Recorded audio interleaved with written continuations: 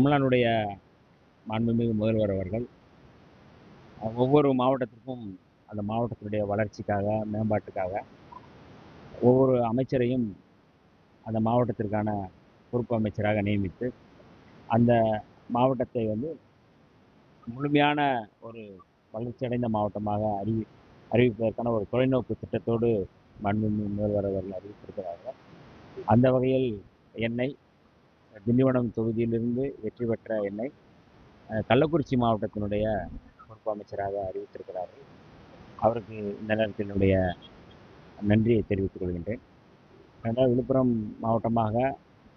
மாவட்டத்துக்குள் இருக்கின்ற இந்த திண்டிவனம் தொகுதியிலும் நான் வந்து பணி செய்வது, ஆய்வு செய்வது என்கின்ற அந்த பொறுப்போடு சேர்ந்து கள்ளக்குறிச்சி மாவட்டத்திலும் என்னுடைய பொறுப்பு தொடர்கிறது.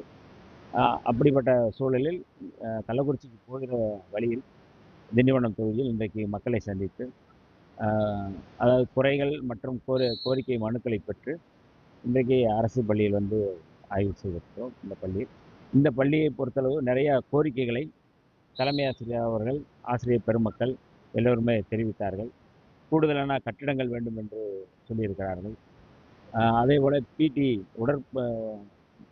பயிற்சி ஆசிரியர், அந்த ஆசிரியர் தேவைப்படுது என்று சொல்கிறார்கள். இப்படி நிறைய கோரிக்கைகள் இருக்குது.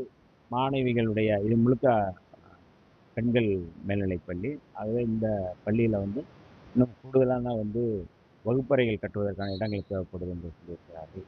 ஆகவே இந்த குறைகள் எல்லாம் கேட்டு மாவட்ட ஆட்சியரிடம் கொடுத்து அதை சரி செய்வதற்கு அந்த கோரிக்கைகளை பூர்த்தி செய்வதற்கான வேலைகளை செய்வதற்கு பொழுது ஆரம்பிக்கும்.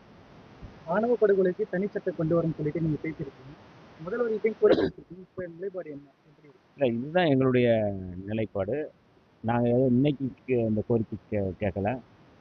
தமிழ்நாட்டில் இந்த ஆணவ படுகொலைகளுக்கான அதை தடுத்து நிறுத்துவதற்கு தனிச்சட்டம் வேண்டும் என்று கோரிக்கை வைத்த முதல் இயக்கம் விடுதலை சிறுத்தைகள் இயக்கம். எங்களுடைய தலைவர் எழுச்சி தமிழர் தொல்காப்பியன் திருமாவளவன் அவர்கள்.